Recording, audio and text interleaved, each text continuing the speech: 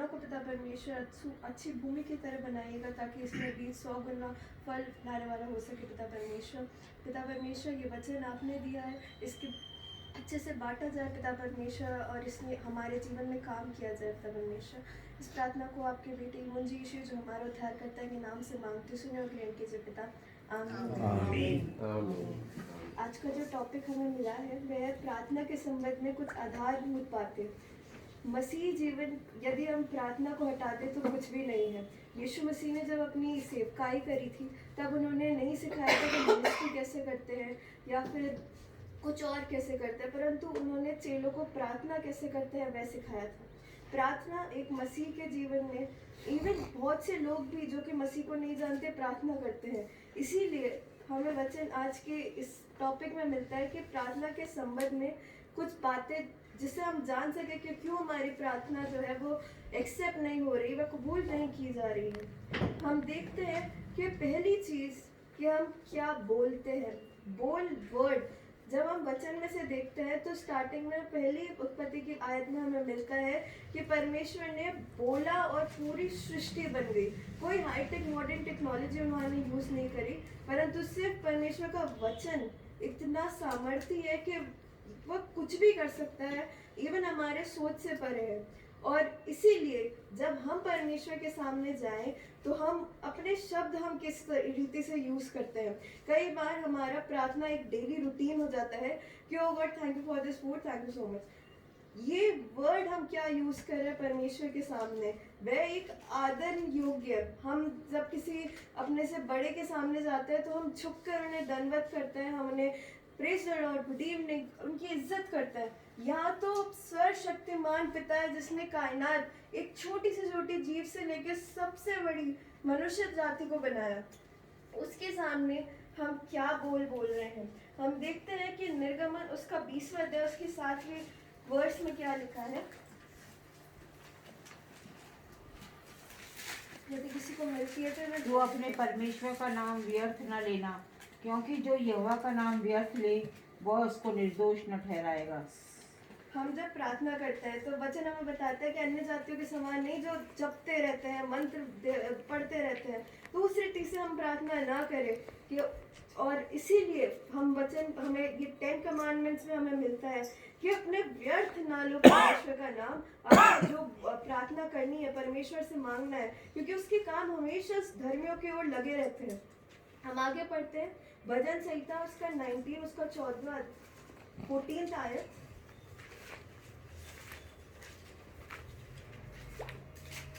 मेरे मुंह के वचन और हृदय का ध्यान तेरे सम्मुख ग्रहण योग्य हो, हे यहोवा परमेश्वर, मेरी चट्टान और मेरे उद्धार करने वाले। हमारे हर एक हृदय का ध्यान, परमेश्वर हमारे मन को जानता है। हम देखते हैं कि कितने उदाहरण परमेश्वर को हम बाइबल में से देखते हैं। और इसीलिए जब उसे पता है कि हमारे हृदय में क्या चल रहा है, उससे कोई भी छुपा नहीं है भेद हमारी लाइफ में क्या चल रहा है, लेकिन फिर भी जब हम उससे मांगते हैं, हम उससे प्रार्थना करते हैं, तो हमारे हृदय का ध्यान उसके ओर, उसके सम्मुख ग्रहण योग्य वाला हो। ऐसे नहीं हमारे मन में कुछ और चल रहा है और हम प्रार्थना को सिर्फ और सिर्फ एक रिचुअल की तरह, एक हैबिट की तरह बना रहे हैं। लेकिन उसके सामने जब हम प्रार्थना करने जाए, जो हमारा सर्वशक्तिमान पिता है, उसके सामने हम अपने बोल को किस रीति से यूज करते हैं, उसे आदर करें। और होली जब अपने मन को हम बनाएंगे तब हमारी प्रार्थना का फल हम अपने जीवन में देखेंगे। और शायद ये आंसर होगा कई लोगों के लिए जो कहते हैं कि हमारी प्रार्थना नहीं सुनी जाती, बल्कि हम तो हर एक चीज को सामने रखते हैं, लेकिन क्या हम अपने हृदय को प्रिपेयर करते हैं कि हम परमेश्वर से बात कर रहे हैं। क्योंकि प्रार्थना हमारी बातचीत है, वचन पढ़ना, वचन हमसे बातें करता है, और प्रार्थना हमारी परमेश्वर से बातचीत है। इसीलिए हमारे बोल किस रीति से होते हैं, ये एक बहुत इंपॉर्टेंट फैक्टर है हमारी प्रार्थना के संबंध में। दूसरा है कि प्राइवेसी। क्रिश्चियन जीवन एक प्राइवेसी का जीवन है कि हम किस रीति से रूटेड है मसीह में, किस रीति से हम उसे जानते हैं। ये नहीं कि लोग हमें धर्मी कह रहे हैं लेकिन हमारा जीवन उसका उलट गवाही दे रहा हो। कपटी के समान नहीं, जो चौराहों पे प्रचार करते हैं और खूब लंबी लंबी प्रार्थना करते हैं, लेकिन अपनी कोठरी में जाके अपने आप को दीन करके प्रार्थना करना, यह एक सच्चे मसीह और परमेश्वर के भक्त की निशानी है कि वह सच में परमेश्वर को अपना सब कुछ दे रहा है, अपना समय, अपना एकांतपन। क्योंकि हम देखते हैं कि आजकल की ज़िंदगी में हम हर चीज़ को टाइम देते हैं, हमारे को हम बहुत ज़्यादा बिजी हो चुके हैं। जितने हमने गैजेट्स बनाए हैं वो सब हमारी फ्री करने का टाइम था, लेकिन हम और उस सब के चक्कर में हम बिजी हो चुके हैं। इसीलिए कि हम अपना टाइम, निजी टाइम, पर्सनल टाइम हम परमेश्वर को दें, तो हमारी प्रार्थना में अपनी धर्मी जनों पे वह कान लगा के सुनता है। तीसरा कारण है कि बिना उद्देश्य के हमारे पास कोई कॉज नहीं होता। कभी कभार हम सिर्फ परमेश्वर को धन्यवाद करने और रिपेंटेंस के लिए तो प्रार्थना करते हैं, लेकिन उसमें हमारी मंशा सही नहीं होती। हम देखते हैं याकूब उसका 4 अध्याय उसकी 3 आयत में,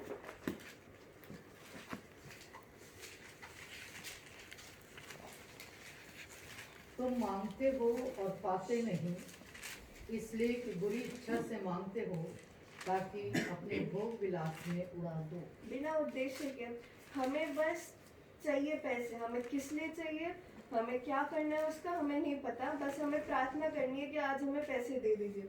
इसीलिए वचन हमें बताता है कि हम पे नहीं पता, हम नहीं जानते कि हम क्या कर रहे हैं। इसीलिए अपने मन को पहले तैयार करो कि आखिर आज परमेश्वर के हुजूरी में जाके क्या बोलना है, उनसे किस रीति से मांगनी है बातें।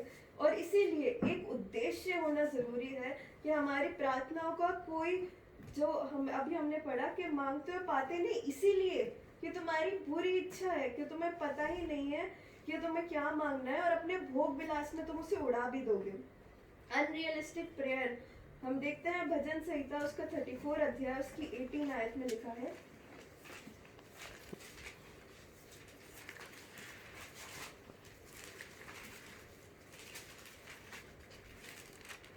यहोवा टूटे मन वालों के समीप रहता है और पिसे हुओं का उद्धार करता है।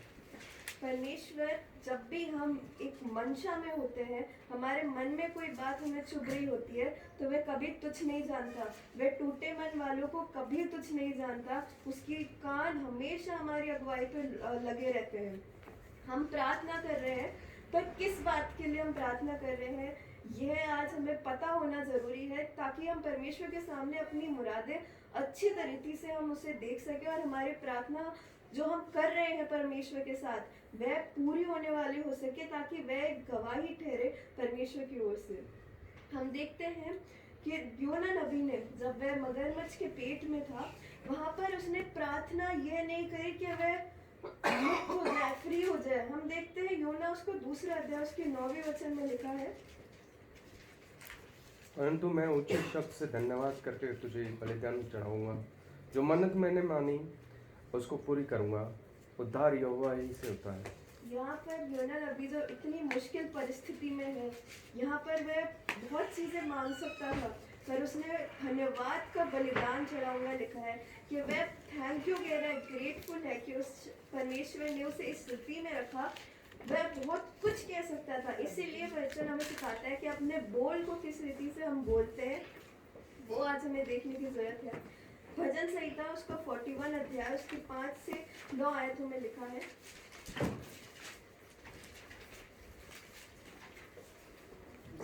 मेरे शत्रु यह कहकर मेरी बुराई करते हैं, वह कब मरेगा और उसका नाम कब मिटेगा।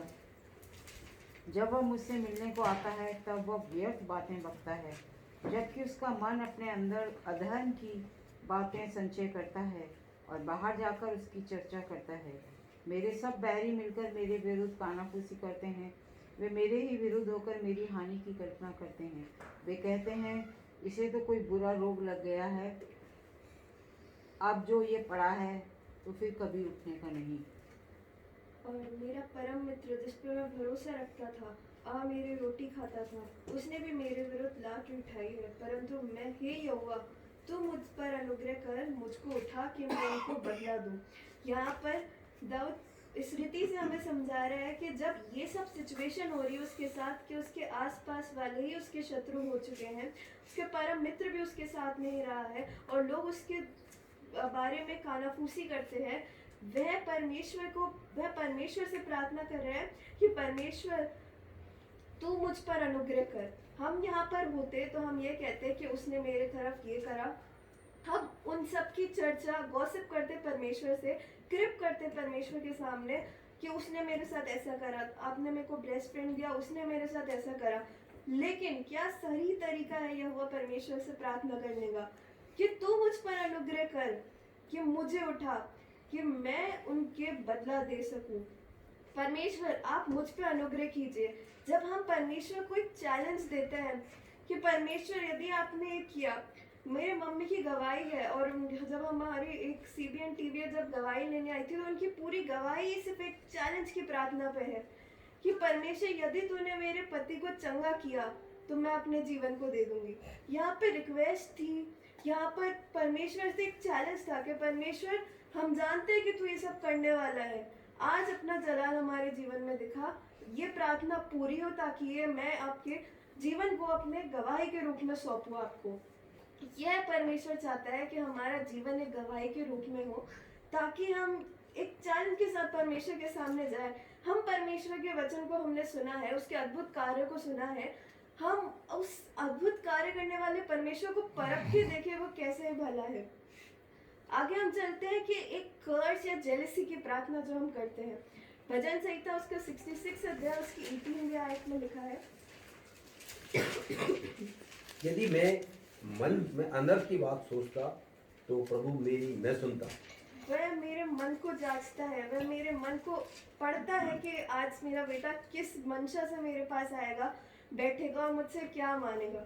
लेकिन यदि मैं मन में ही अनर्थ की बातें सोचता हूँ तो वह परमेश्वर जो अति पवित्र है वो क्यों मेरी सुनेगा। आखिर मैं उनसे यही बोल रही हूँ कि उसके दूसरे बेटे पर कलेश ला, परमेश्वर मेरी आखिर क्यों सुनेगा इस बात को।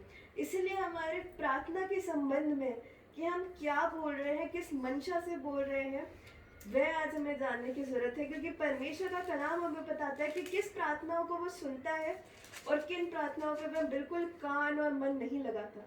भजन 109 उसके 17 और 28 आयत में लिखा है,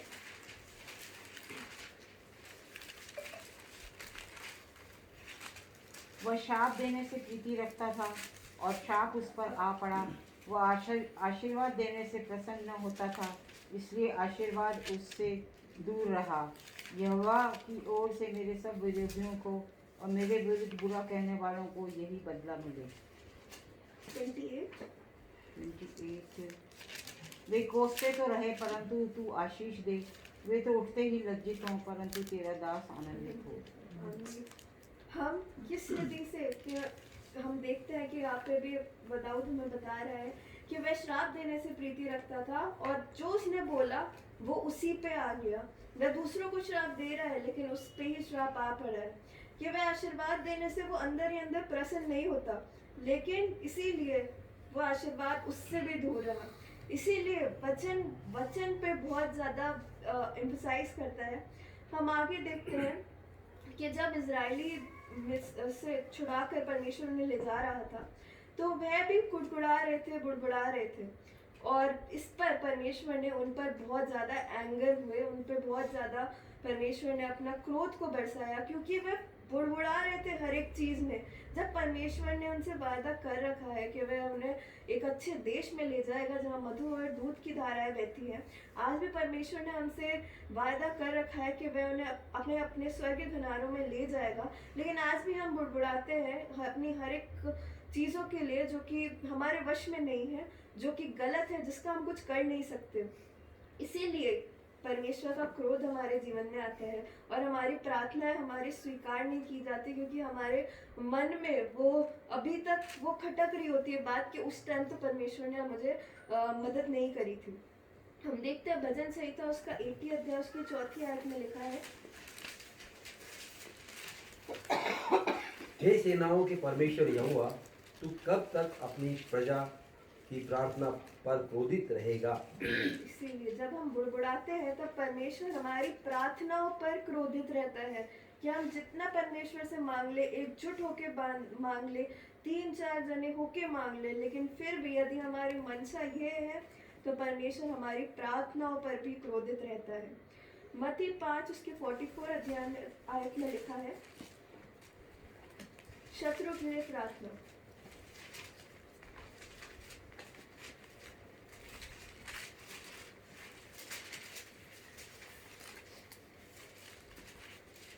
परंतु मैं तुमसे ये कहता हूँ कि अपने बैरियों से प्रेम रखो और अपने सताने वालों के लिए प्रार्थना करो। प्रार्थना करो, ना कि उनके विषय में परमेश्वर के सामने ले जाके उनको कंडेम करो, बल्कि उनके लिए प्रार्थना करो। लेकिन आज हम उल्टा करते हैं, इसीलिए वचन परमेश्वर ने मेरे मन में डाला कि इस विषय को, कि हम अपने जीवन में इस विषय को हम सुधारें, ताकि हमारी प्रार्थना आगे आने वाले जो भयंकर समय उसमें कबूल हो नहीं पाए, हमारी प्रार्थनाओं पर परमेश्वर क्रोधित ना रहे। इसके 18वें आयत में लिखा है, क्योंकि मैं तुमसे सच कहता हूँ कि जब तक आकाश और पृथ्वी टल न जाए तब तक व्यवस्था से एक मात्र या एक बिंदु भी बिना पूरा हुए नहीं टलेगा। आमीन। आगे चलते हैं, हमारी धर्मी की प्रार्थना। ये एक उदाहरण से कि जब हमें कोई प्रार्थना करवानी होती है या हमारे जीवन में कोई कलेश आता है तो हम किसके पास जाते हैं? धर्मी पुरुष के पास, पास्टर के पास। हम किसी भी व्यक्ति से प्रार्थना नहीं करवाते हैं, इसीलिए क्योंकि हम जानते हैं कि धर्मी की प्रार्थना को परमेश्वर जरूर कान लगाता है, जरूर सुनता है। इसी विषय में कि यदि हम ही फेथफुल नहीं है अपने कार्य में तो हमारी प्रार्थनाएं यूजलेस है। यदि हम परमेश्वर की राह पे नहीं चलते, उससे उलट चलते हैं और फिर उससे प्रार्थना करते हैं उसके बेटे बेटी के समान, तो वह हमारे ओर क्यों कान लगाएगा?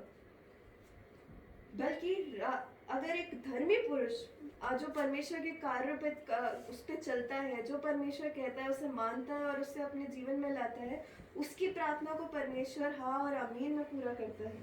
क्योंकि परमेश्वर हृदय को जानता है। उसका हृदय मनुष्य जैसा नहीं है कि हम कितने अच्छे कपड़े पहने हों और फिर हम प्रार्थना कर रहे हो, लेकिन परमेश्वर हृदय को जांचता है।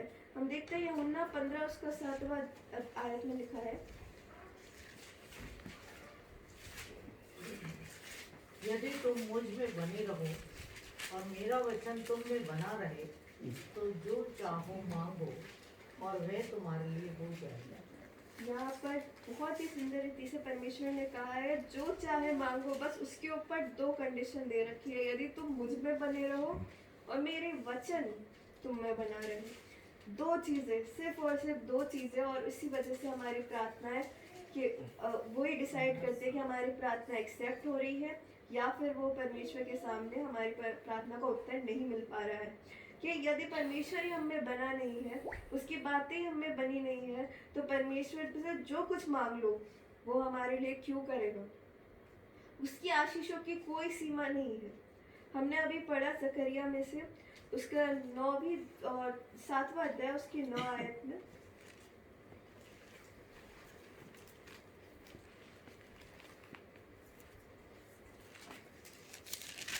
हमें यहाँ पे जो जकरिया है यहाँ पे हमें मिलता है कि परमेश्वर ने उन्होंने अपने हृदय को इसलिए पत्थर सा बना लिया कि उस व्यवस्था और उन वचनों को ना मान सके जिन्हें सेनाओं के यहोवा ने अपनी आत्मा के द्वारा पूर्व काल के भविष्यवक्ताओं से कहला भेजा। जब हमारा मन ही कठोर है, हम परमेश्वर की आज्ञा को ही नहीं मानते, तो हम किस रीति से जा सकते हैं परमेश्वर के पास उनसे बहुत कुछ अपने लिए मांगने के लिए? क्या ये स्वार्थी मनुष्य नहीं है? इसीलिए कि पहले पश्चाताप करें, उसके बाद हम मांगे कि परमेश्वर हम आपसे ये मांगना चाह रहे हैं, ये हम चाहते हैं आपसे।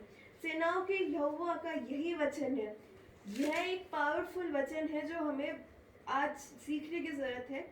जैसा मेरे पुकारने पर उन्होंने नहीं सुना, कितना पुकारा परमेश्वर ने कि अब सुधर जाओ, यदि एक भी धर्मी मिले तो मैं नहीं इस सदोम और अमोरा का नष्ट करूंगा। यदि मुझे एक भी धर्मी मिले, वह परमेश्वर हमेशा पुकार है। आज भी वह अपने हाथों को फैला के खड़ा है कि आ जाओ वापस इस मेरे लिए। लेकिन यहाँ पे लिखा है जैसा मेरे पुकारने पर उन्होंने नहीं सुना, वैसा ही उनके पुकारने पर भी मैं भी नहीं सुनूंगा। यह हमारे पुकारने पर, हमारा पुकारना क्या है? प्रार्थना, रिक्वेस्ट करना हमारा पुकारना है परमेश्वर से, कि हम परमेश्वर से प्रार्थना कर रहे हैं कि यह हमारी बस की चीज़ नहीं है। सिर्फ आप ही हैं जो हमारा उत्तर दे सकते हैं, इस कार्य को कर सकते हैं। इसीलिए परमेश्वर कहता है कि यदि हम उसके कार्यों को करते हैं ढंग से तो परमेश्वर हमारा उसी टाइम उत्तर देता है हमारी प्रार्थनाओं को। यदि हमारी प्रार्थनाओं को उत्तर हमें नहीं मिल पा रहा है, इसका मतलब यह है कि हमारी चाल चलन में कोई ना कोई खोट है। और कोई भी मनुष्य आज अपने आप को धर्मी नहीं बना सकता, और यदि वह बताता है तो वह झूठा है, क्योंकि यीशु मसीह का बलिदान को वह व्यर्थ ठहराता है। इसीलिए हम सब विकेट हैं और हम सब ने पाप किया है। याकूब 5 उसकी 16वीं आयत में लिखा है, धर्मी जन की प्रार्थना के प्रभाव से बहुत कुछ हो सकता है। तो क्या आज हमें रोक रहा है धर्मी जन बनने से?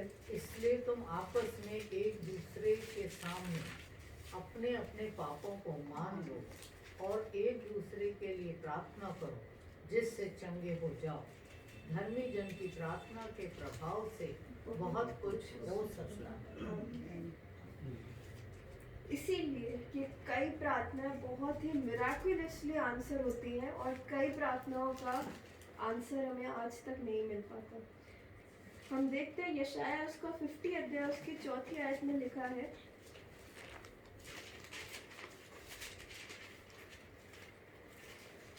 प्रभु यहोवा ने मुझे सिखाने वालों की जीव दी है कि मैं थके हुए को अपने वचन के द्वारा संभालना जानूं। भोर को वह नित्य मुझे जगाता और मेरे कान खोलता है कि मैं शिष्य के समान सुनूं। यशायाह 58 उसके 4 में लिखा है, सुनो तुम्हारे उपवास का फल ये होता है कि तुम आपस में लड़ते और झगड़ते और दुष्टता से दूसरे मारते हो। जैसा उपवास तुम आजकल रखते हो उससे तुम्हारी प्रार्थना ऊपर नहीं सुनाई देती। परमेश्वर ने उपवास के बारे में बहुत सी बातें बताई है, यीशु मसीह ने भी हमें उपवास के बारे में बहुत सी बातें बताई हैं, लेकिन उस टाइम पे जब हम अपने आप को दीन कर रहे होते हैं, कि हम अपने जीवन को डिसिप्लिन कर रहे होते हैं उपवास से, उसमें भी हम जब कहते हैं कि हम अपनी प्रार्थनाओं को सच्चाई से करते हैं, क्योंकि हमने अपने आप को डिसिप्लिन कर लिया होता है संसारिकताओं से, तो वहाँ पर भी यदि हम यह सब चीज़ें कर रहे होते हैं कि हमारे मन में आपस में हम लड़ रहे झगड़ रहे या दुष्टता से दूसरे मार रहे होते हैं, तो हमारी प्रार्थनाओं पे प्रभाव पड़ता है। मतलब यहाँ पे प्रार्थनाओं का हर एक असर पड़ रहा है हमारे आउटर जीवन से, हमारे कार्यों से, हर एक चीज़ से हमारी प्रार्थनाओं पे असर पड़ता है, हमारे एक्शन से। हम देखते हैं कि थरथराते हुए उसकी वेदी के पास आओ। परमेश्वर ठट्टों में नहीं उड़ाया जाता, जो हम बोएंगे वही हम काटेंगे, और इसमें कोई भी दो राय नहीं है। और परमेश्वर इसमें कोई हमें लीनियंसी नहीं दिखाता है। वचन में साफ साफ कठोर शब्दों में हमें बताते हैं कि यदि तुम मेरे पुकारने को सुन लो तो आज मैं भी तुम्हारे पुकारने को सुन लूँगा। हमें नीति वचन में मिलता है, जो कंगाल की दुहाई पर कान न दे वह आप पुकारेगा और उसकी सुनी न जाएगी। आज हम कितने ही जो भी हमें काम करने होते हैं, जो हम परमेश्वर से मांग रहे होते हैं, हम खुद दूसरों के लिए नहीं कर पाते या करना नहीं चाहते, और हम परमेश्वर से वह चीज़ें मांग रहे होते हैं।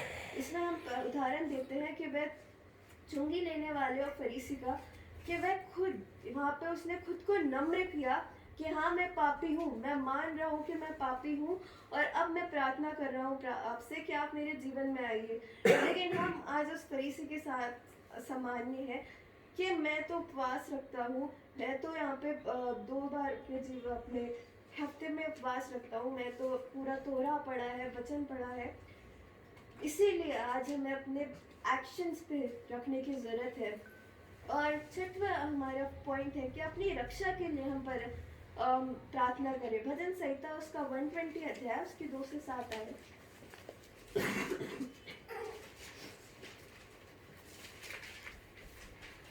मैं तो मेल चाहता हूँ, परंतु मेरे बोलते ही वे लड़ना चाहते हैं। हम अपनी रक्षा के लिए हम प्रार्थना करें, क्योंकि हम देख रहे हैं कि हमारे चारों ओर हम देख रहे हैं कि हम एक अंत के समय में जी रहे हैं, और प्रधानतः अब आज शैतान छुपा हुआ नहीं है, वह अब बिल्कुल खुले में वह अपने कार्य कर रहा है।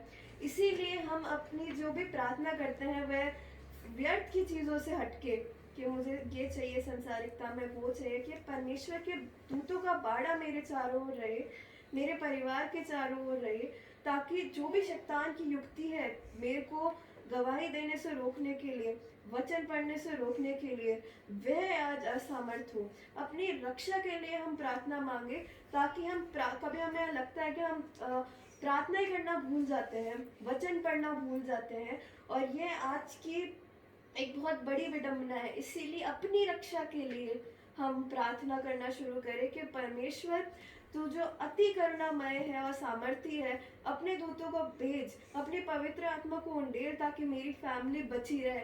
इन बुरे दिनों में परमेश्वर अब बहुत से कार्य कर रहे हैं, लेकिन शैतान भी अपना कार्य कर रहा है। इसीलिए अपनी रक्षा के लिए हम प्रार्थना करें।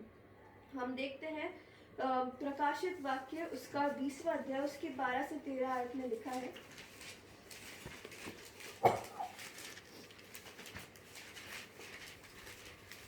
फिर मैंने छोटे बड़े सब मरे हुओं को सिंहासन के सामने खड़े हुए देखा, और पुस्तकें खोली गईं, और फिर एक और पुस्तक खोली गई, अर्थात जीवन की पुस्तक। और जैसा उन पुस्तकों में लिखा हुआ था, वैसे ही उसके कामों के अनुसार मरे हुओं का न्याय किया गया। कामों के अनुसार हमारे एक्शन प्रूव करते हैं कि हमारी प्रेजेंट जीवन और आने वाला जीवन, जो हमारी सेकंड मृत्यु है, क्या वह परमेश्वर के साथ होगी या फिर उस आग और धड़कती हुई आग में होगी। हम देखते हैं कि हम संदेह करते हैं प्रार्थना करते हुए, हमें विश्वास नहीं होता, हम आधे मन से प्रार्थना करते हैं।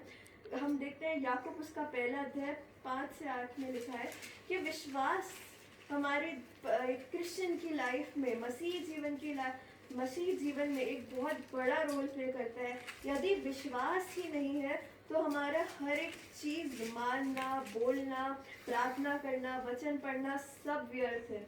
इसीलिए कि हम पहले पश्चाताप करें, उसके बाद अपने आप को हम्बल बनाएं, उसके बाद कि एक पापी की ज़रूरत है कि परमेश्वर आपके पास हम आ रहे हैं प्रार्थना करने के लिए, उसके बाद उसका धन्यवाद करें। यह प्रार्थना एक आइडियल प्रार्थना है कि हम परमेश्वर के सामने इस जीवन में, जिस अंधेरी दुनिया में हम रह रहे हैं, उसमें हम करने पाए।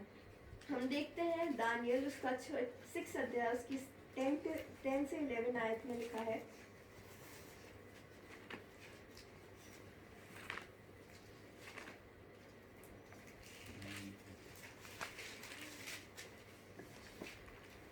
जब दानियल को मालूम हुआ कि उस पत्र पर हस्ताक्षर किया गया है, तब वह अपने घर में गया, और उसकी उपरोली कोठरी की खिड़कियां यरूशलेम की ओर खुली रहती थी, और अपनी रीति के अनुसार जैसा वह दिन में 3 बार अपने परमेश्वर के सामने घुटने टेककर प्रार्थना और धन्यवाद करता था, वैसा ही तब भी करता रहा। तब उन पुरुषों ने उतावली में आकर दानियल को अपने परमेश्वर के सामने विनती करते और गिड़गिड़ाते हुए पाया। कि 3 बार परमेश्वर का धन्यवाद कर रहा है, किस रीति से? गिड़गिड़ाते हुए यरूशलेम की ओर मुंह देख अपना फेस करके। कि हम 3 बार परमेश्वर के सामने धन्यवाद तो करते हैं, लेकिन किस रीति से? गिड़गिड़ाते हुए, या फिर सिर्फ एक रिचुअल की तरह कि आज हमें प्रार्थना करनी है, हम परमेश्वर के सामने जाएंगे तो हम यही बोलेंगे कि हम 3 बार प्रार्थना और धन्यवाद तो करते थे, लेकिन किस रीति से करते थे? हमारे एक्शंस क्या थे? हम देखते हैं कि आखिरी एक पॉइंट जो कि सबसे ज़्यादा इम्पोर्टेंट है, हम्बलनेस, दीनता। हम देखते हैं दूसरा इतिहास उसके 7वें अध्याय उसकी 14वीं आयत में लिखा है, तब यदि मेरी प्रजा के लोग जो मेरे कहलाते हैं दीन होकर प्रार्थना करें और मेरे दर्शन के खोजी होकर अपनी बुरी चाल से फिरे, तो मैं स्वर्ग में से सुनकर उनका पाप क्षमा करूंगा और उनके देश को जो का त्यों कर दूंगा। आमीन। परमेश्वर की प्रजाएं, चुनी हुई यानी हम लोग जो कि परमेश्वर के पुत्र पुत्री कहलाते हैं, वह दीन होकर, दीनता ही हमें नहीं है, हम बहुत अभिमान के साथ प्रार्थना को करते हैं, और मेरे दर्शन की खोजी हो कि परमेश्वर अपनी पवित्र आत्मा हमें दिखा वचन में से, जैसे रीड बिटवीन द लाइन्स, कि वह आखिर इस शब्दों में लिखा क्या है, कि वह हमारे दर्शन के खोजी हो और अपनी बुरी चाल से फिरे। एक्शन पहला है कि दीन होकर, दूसरा है मेरे दर्शन के खोजी हो, मुझे पुकारे, बोल, और फिर तीसरा है अपनी बुरी चाल से फिरे, अपने एक्शंस में मुझे लाए, तो मैं, तब कंडीशन, तभी मैं स्वर्ग में से सुनकर उनके पाप को क्षमा कर दूंगा, अर्थात अवधि जीवन में हमारा प्रवेश, और उनके देश को ज्यों का त्यों कर दूंगा। हमारे जितने भी देश में संकट आ रखे हैं जिसकी वजह से हम पे भी वह कहीं ना कहीं असर डालते हैं। हम देखते हैं दूसरा इतिहास के 12वें अध्याय उसकी 7वीं आयत में लिखा है, जब यहोवा ने देखा कि वह दीन हुए हैं। यह परमेश्वर सिर्फ कहने की बात नहीं है, परमेश्वर ने ये करा भी है, क्योंकि उस वहां के लोग दीन हो गए थे।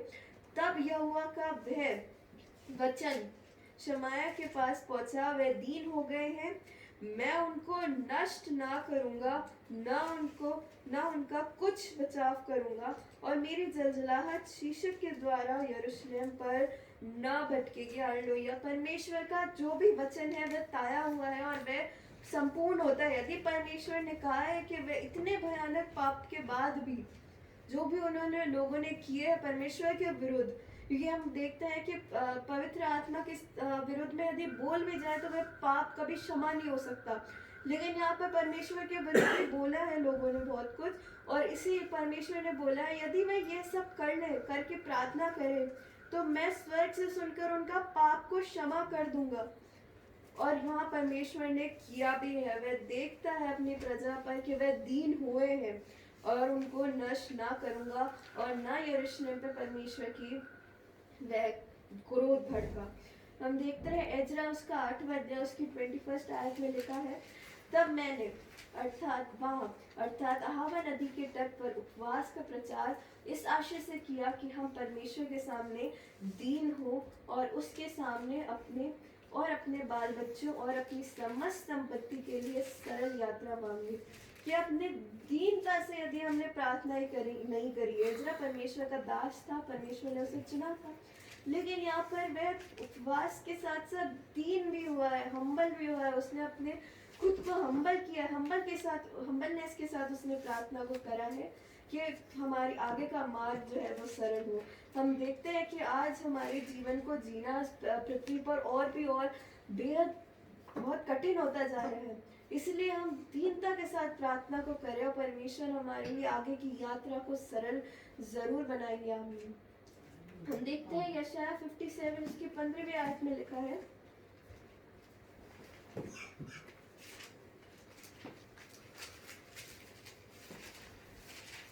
क्योंकि जो महान और उत्तम और सदैव स्थिर रहता और जिसका नाम पवित्र है, वह यों कहता है, मैं ऊंचे पर और पवित्र स्थान में निवास करता हूँ, और उसके संग भी रहता हूँ जो खेदित और नम्र हैं, किंतु कि नम्र लोगों के हृदय और खेदित लोगों के मन को हर्षित करूँ। परमेश्वर का धन्यवाद कि हम यदि जब दीन होते हैं वह हमारे मन को देखता है, ताकि हमारे मन को वह हर्षित करे। परमेश्वर चाहता है कि हम हमारे हृदय हर्षित रहे, हमेशा हम परमेश्वर में हर्षित रहे।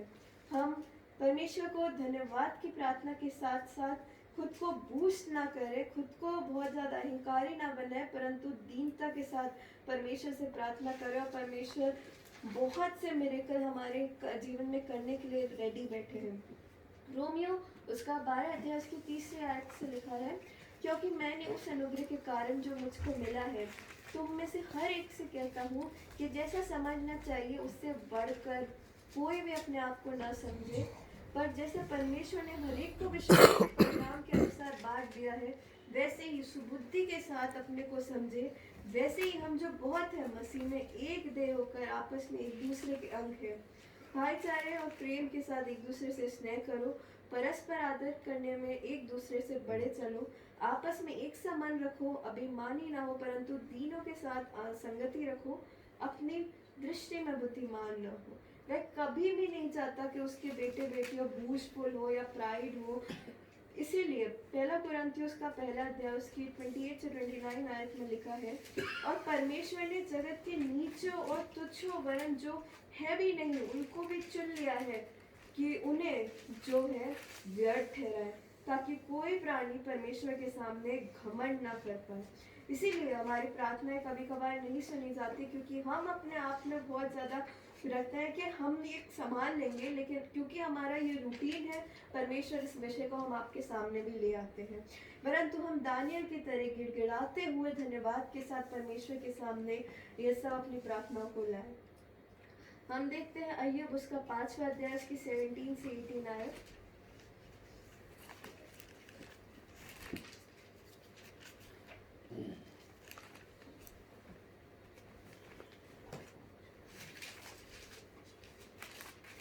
देख, क्या ही धन्य है वह मनुष्य जिसको परमेश्वर ताड़ना देता है।